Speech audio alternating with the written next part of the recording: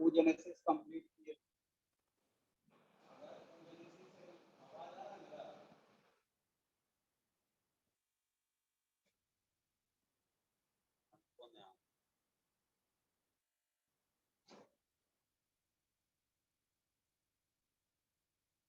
Class में हम oogenesis complete कर लिए।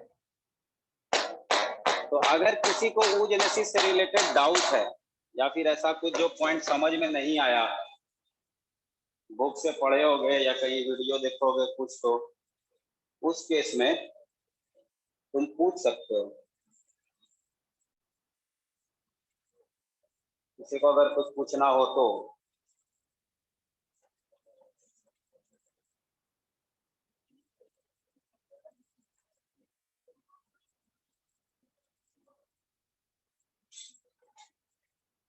ओके, हमको लगता है किसी को पूछना नहीं, तो हम पहले ही बात कर चुके हैं कि जो हम लोग फीमेल रिप्रोडक्टिव सिस्टम पढ़ रहे थे,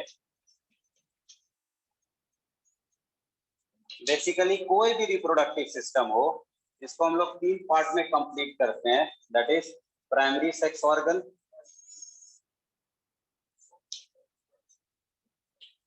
secondary sex organ and accessory gland. ठीक है, पता है तुम लोग को पहले से, है ना?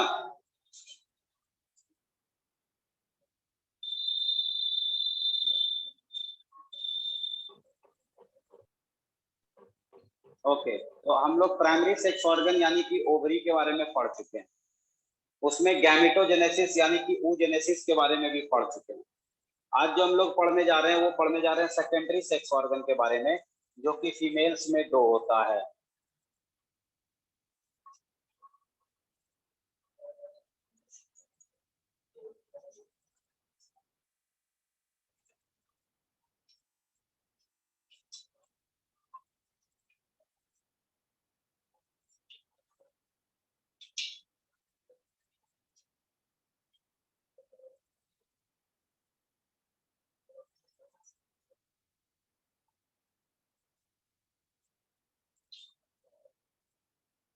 ठीक है, external genitalia and memory gland.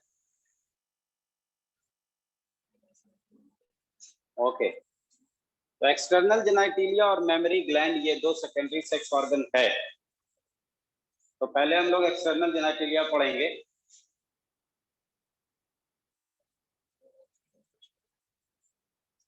External genitalia वो पार्ट है रिप्रोडक्टिव सिस्टम का जो बॉडी के एक्सटर्नल में पाया जाता है। तो हम लोग ऐसा कह सकते हैं कि फीमेल रिप्रोडक्टिव सिस्टम का एकमात्र यही पार्ट है, फीमेल रिप्रोडक्टिव सिस्टम का एकमात्र यही पार्ट है जो कि एक्सटर्नली विजिबल होता है। बाकी पूरा female reproductive system abdominal cavity के अंदर होता है। जैसे कि अगर हम लोग मेल रिप्रोडक्टिव सिस्टम के बारे में बात करें, तो मेल रिप्रोडक्टिव सिस्टम में होता क्या है कि टेस्टिस यानी कि स्क्रोटम सैक और पेनिस वो एब्डोमिनल कैविटी के बाहर होता है, बाकी सारा चीज अंदर होता है, एब्डोमिनल कैविटी के अंदर होता है। लेकिन फीमेल रिप्रोडक्टिव सिस्टम में सिर्फ एक्सटर्नल जेनिटलिया ही एक ऐसा पार्ट है जो एक्सटर्नली विजिबल है। तो एक्सटर्नल जेनिटलिया ये एक ऐसा स्ट्रक्चर है जिसमें बहुत सारा स्ट्रक्चर पाया जाता है। It is a complex structure. इसमें सबसे पहला चीज जो पाया जाता है दैट इज मॉन्स प्यूबिस।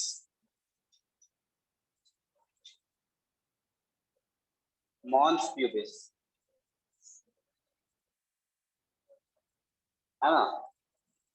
तो मॉन्स प्यूबिस है क्या actually? Mons pubis is a fatty skin,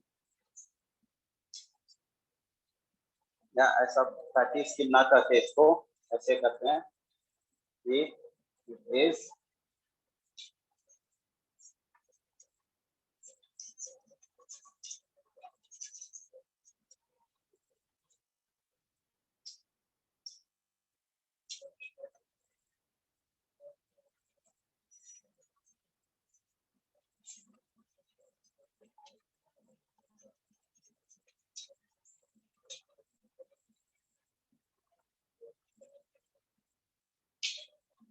Mons pubis जो होता है ये एब्डोमेन के ठीक लास्ट में हड्डी होता है, प्यूबिक बोन। प्यूबिक बोन याद करो तुम लोग, 11th में चैप्टर नंबर 20 मूवमेंट और लोकोमोशन में जब हम लोग पेल्विक गर्डल के बारे में पढ़ रहे थे, याद है पेल्विक गर्डल?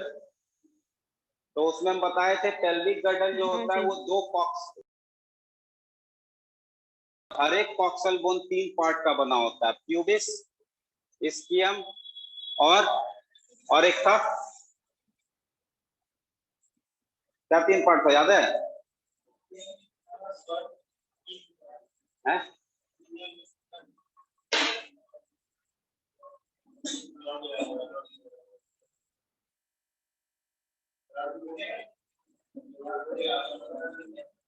रोहन इलियम था सर ना? Good. Ilium, pubis and ischium 3 part था, इलियम, इस्कियम और प्यूबिस। तो जो प्यूबिस हड्डी होता है उसके उसी को हम लोग प्यूबिक बोन बोलते हैं। प्यूबिस जो होता है कॉक्सल बोन का, उसी को हम लोग प्यूबिस बोलते हैं। और उस प्यूबिस के ऊपर में फैट का लेयर होगा और उसके ऊपर में स्किन होगा और उसके ऊपर में हेयर होगा जिसको प्यूबिक हेयर बोलते हैं। उतना से पूरे पार्ट को हम लोग मॉन्स प्यूबिस बोलते हैं। सबसे अपर पार्ट एक्सटर्नल जेनाइटिलिया का, ठीक है? This is mons pubis. Next,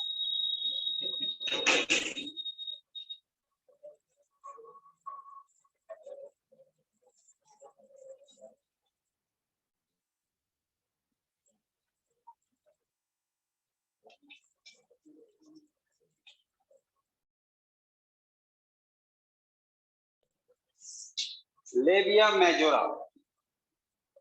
It is a fat skin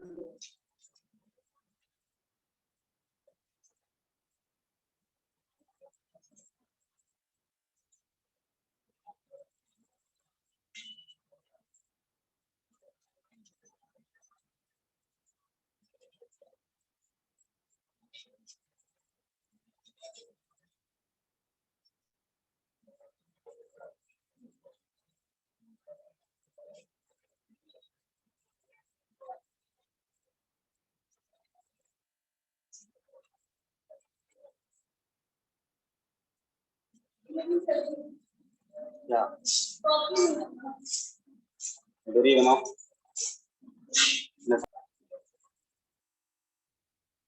हाँ सर याद है। ठीक है, तो ये लेबिया मेजोरा ये एक फैट स्किन है जो कि पूरे एक्सटर्नल जेनाइटिलिया को सराउंड करता है और ये बहुत सारे स्ट्रक्चर को भी घेरा रखता है, मतलब इनक्लोज करके रखता है, जैसे कि लेबिया माइनोरा हो गया, लाइटोरिस हो गया, etc। ठीक है, ये लेबिया मेजोरा हो।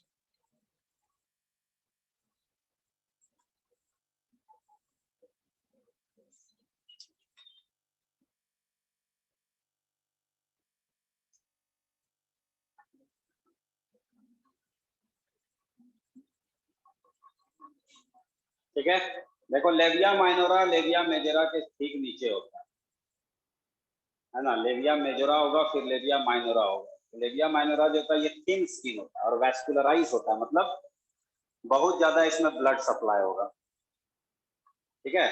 और वो प्रेजेंट होता है बीच लेविया मेजोरा के ठीक नीचे होगा। और नेक्स्ट होता है क्लाइटोरिस। क्लाइटोरिस जो होता है जहां पे लेविया माइनोरा मिलेगा, ऊपर side upper junction of labia minora, labia minora जहां यहाँ अपर जंक्शन पे मिलेगा वहीं पे क्लाइटोरिस होगा। और it is analogous to male penis. Analogous to male penis मतलब कि, याद करो एनालॉगस मतलब क्या होता है, तो बता सकता है एनालॉगस?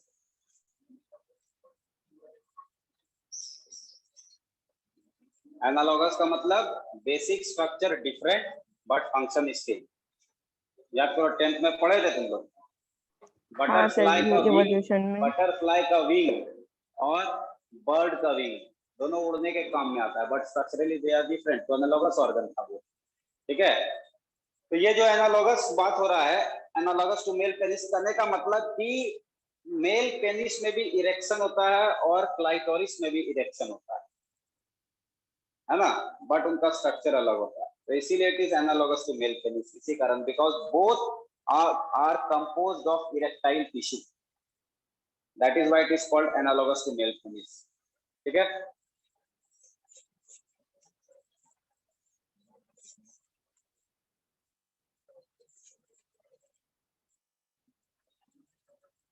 और क्या बच गया?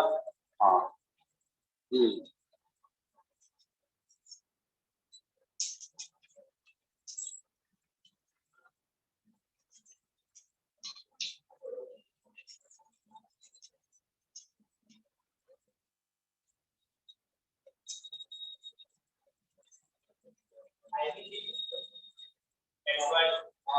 HYMEN, I mean,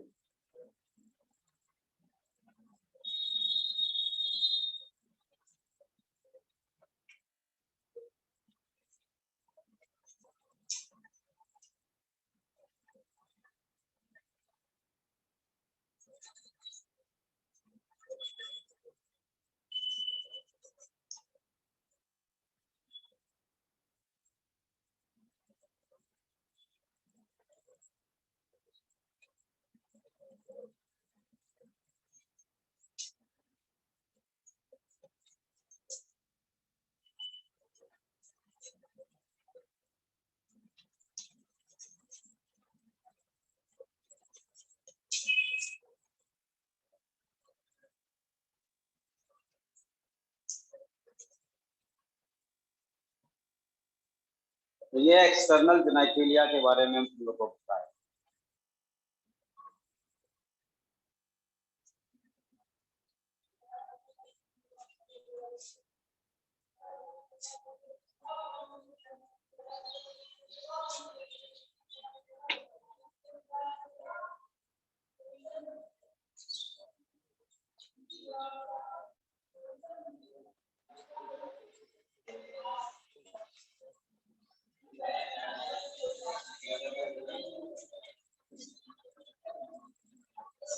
या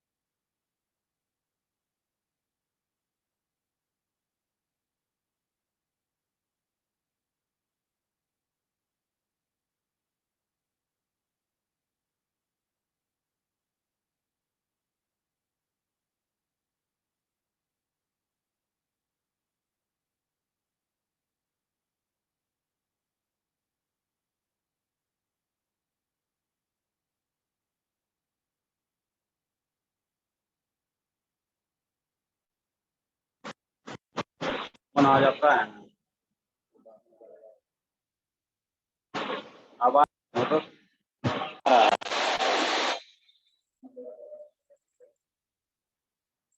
ओके। तो एक्सटर्नल जेनेटिलिया हो गया कंप्लीट, है ना। अब हम लोग चलते हैं मेमोरी ग्लैंड पे।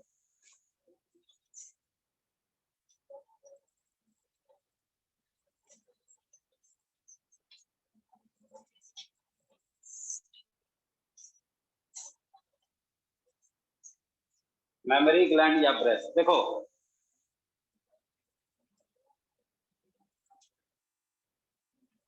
लिख लो पहले इसको, मेमोरी ग्लैंड या breast.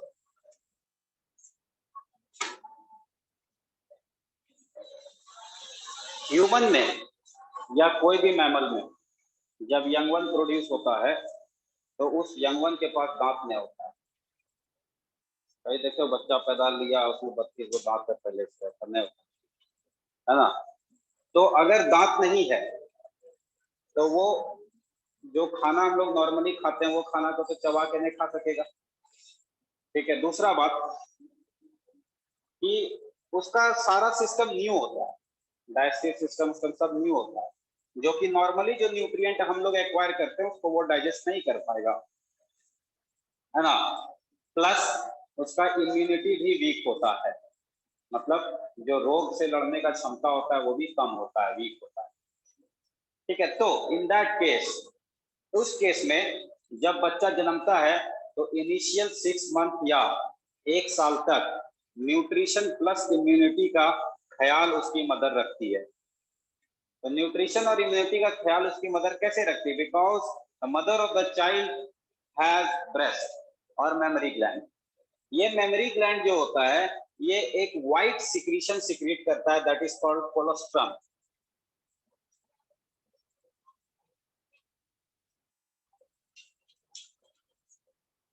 Normal word we can say it as milk. ये memory gland is a modified sweat gland. Memory gland जो होता है ये स्वेट ग्लैंड का मॉडिफिकेशन है, which is only seen in females of mammal, not in male of mammal। ठीक है, तो ये जो तुम्हारा मेमोरी ग्लैंड है, इस मेमोरी ग्लैंड से कोलोस्ट्रम निकलता है, but after pregnancy.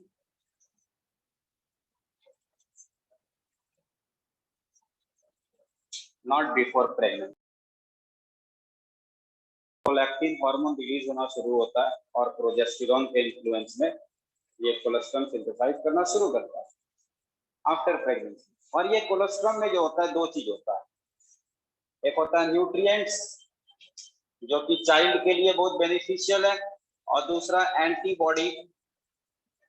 अब तो सब एंटीबॉडी से वाकिफ हो गए होंगे, बहुत एंटीबॉडी का जिक्र हुआ है कोरोना काल में।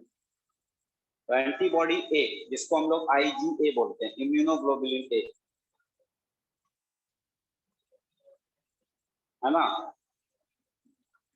तो इसीलिए ये भी बोला जा रहा है आजकल कि जो लैक्टेटिंग मदर है, जो कहने का मतलब जो कोलेस्ट्रॉल प्रोड्यूस कर रही है और चाइल्ड को फीड कर रही है कोलेस्ट्रॉल पे, वो लैक्टेटिंग मदर अगर वैक्सीन ली है तो उनके बच्चे में भी ऑटोमेटिकली एंटीबॉडी चले जाएगा, क्योंकि जो मदर वैक्सीन लेगी उसमें भी एंटीबॉडी प्रोड्यूस होगा और वो एंटीबॉडी कोलेस्ट्रॉल होते हुए उनके बच्चे में चले जाएगा, तो उनका बच्चा भी कोविड से सुरक्षित हो जाएगा ऑटोमेटिकली। ये नेचुरल फेनोमेना है ना, ठीक है।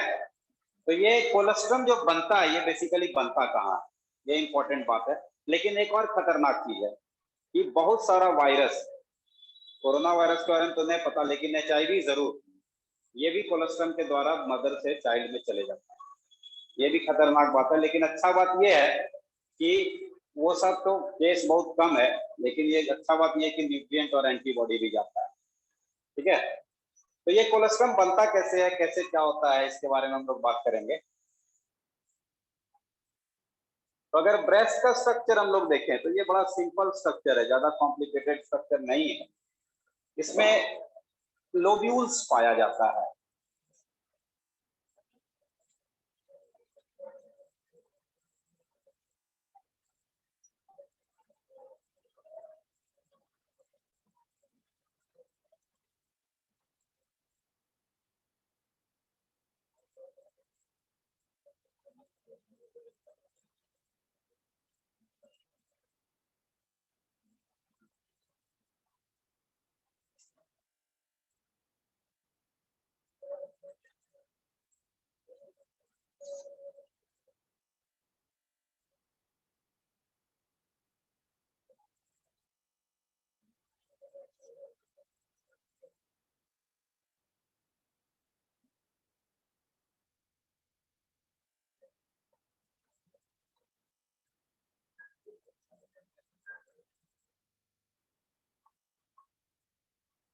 ठीक है।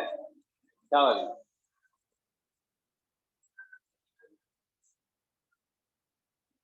तो ये जो तुम स्ट्रक्चर देख रहे हो मेमोरी ग्लैंड के अंदर का स्ट्रक्चर है, तुम्हारे बुक में भी बनाया गया है, लेकिन तुमको सिंप्लीफाई करके बताना चाहेंगे, कॉम्प्लेक्स ना हो जाए तुम्हारे लिए, ठीक है। तो इसमें क्या है, ये सबसे पहला बात तो ये एल्वेओलस है।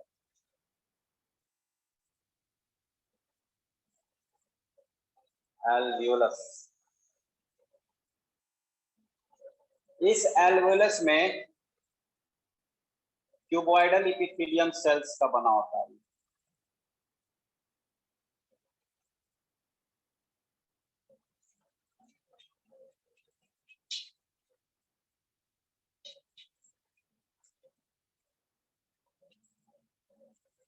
क्यूबॉइडल इपिथेलियम सेल का बना होता है। अरे तुम्हारा दोस्त आया था रे, दिव्यांशु कुमार। हाँ, क्या बात है। जो अच्छा दोस्त होता है उसी से झगड़ा होता है। ठीक है।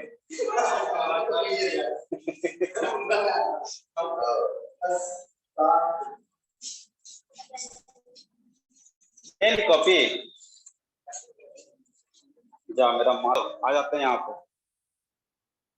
तो मेमोरी ग्लैंड में सबसे पहला एल्वेलस है। मेरा आवाज सबको आ रहा है? ठीक है। हाँ हाँ, मेमोरी ग्लैंड में एल्वेलस होता है। एल्वेलस जो होता है, इस एल्वेलस में क्यूबॉइडल इपिथेलियम सेल होता है। क्यूबॉइडल होता है, सॉरी, क्यूबॉइडल। ये जो होता है, अरे स्पेलिंग गलत हुआ,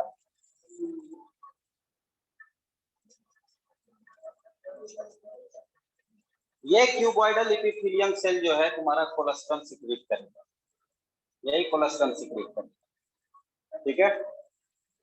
कोलेस्ट्रम सिक्रीट करने के बाद ये डक्ट के थ्रू, जितना भी डक्ट तुमको दिख रहा है, इन डक्ट के थ्रू, ये डक्ट को हम लोग बोलते हैं मेमरी डक्ट,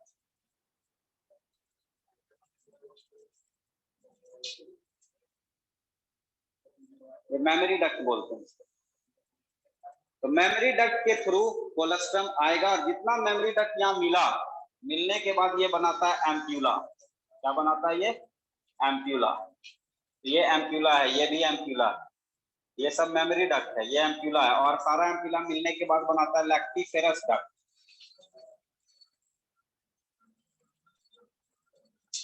ठीक है, लैक्टिफेरस डक्ट। उसके बाद ये लैक्टिफेरस डक्ट जो है ये निपल से बाहर आएगा।